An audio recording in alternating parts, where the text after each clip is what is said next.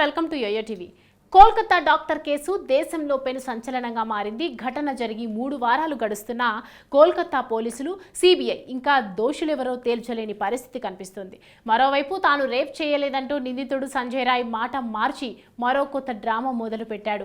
ఈ నేపథ్యంలో lie detector test, CCTV footage కీలకంగా మారింది. ఈ కేసులో ప్రధాన నిందితుడైన సంజయ్ రాయ్కు పాలిగ్రాఫ్ పరీక్షలు పూర్తి అయ్యాయి. జ్యుడిషియల్ కస్టడీలో భాగంగా కోల్కతా జైల్లో ఉన్న అతడికి అక్కడే ఈ టెస్ట్ చేపట్టారు. అలాగే ఈ కేసుకు సంబంధించి మరో 2 నిందితులకు కూడా సిబిఐ కార్యాలయంలో పాలిగ్రాఫ్ పరీక్ష నిర్వహించారు. అయితే నిందితులు ఏం చెప్పారన్న వివరాలను ప్రస్తుతానికి గోప్యంగా ఉంచారు.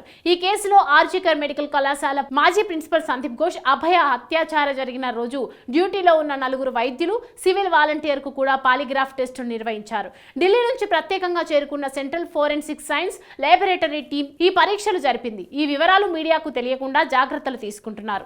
అయితే అందులో సంచలన నిజాలు బయటపడ్డాయని కొన్ని మీడియా కథనాల్లో వార్తలు వస్తున్నాయి. మరోవైపు సీసీ ఫుటేజ్ కీలకంగా మారింది. ఘటన జరిగిన రోజు ఉదయం 4 గంటలకు బైక్స్ పై ఆర్జికర్ కాలేజీకి వచ్చిన సంజయ్ బైక్ పార్క్ చేసి డాక్టర్ నిద్రిస్తున్న సెమినార్ హాల్ కు వెళ్లాడు. 4 గంటలకు సెమినార్ హాల్ దగ్గరలోని కారిడార్ లో సంజయ్ వెళ్తున్న దృశ్యాలు సీసీ ఫుటేజ్ లో కనిపించాయి.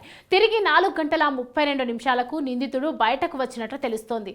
29 నిమిషాల్లో డాక్టర్ పై అత్యాచారం చేసి గొంతు నొక్కి చంపేసి సంజయ్ రాయ్ పరారైనట్లుగా వార్తలు వినిపిస్తున్నాయి. సంజయ్ కు ప్రిన్సిపల్ తో పాటు జూనియర్ డాక్టర్ల మద్దతు ఉన్నట్లు తెలుస్తోంది. సంజయ్ ను అదుపులోకి తీసుకున్న సిబిఐ ఘటనపై పూర్తిగా దర్యాప్తు చేస్తోంది. నిందితుడు సంజయ్ కి ఎవరు సహకరించారనే కోణంలోనూ విచారణ చేపట్టింది. నిందితుడితో పాటు అనుమానితులను పాలిగ్రాఫ్ టెస్ట్ కూడా నిర్వహించింది. తనను ఎవరో ఇరికించారని కోర్టుకు చెప్పిన సంజయ్ రాయ్ పాలిగ్రాఫ్ టెస్టులో ఇలాంటి నేరం చేయలేదని చెప్పినట్లు ప్రచారం జరుగుతోంది. నిజాలు 1-2 రోజుల్లో వెలుగు చూసే అవకాశం ఉంది.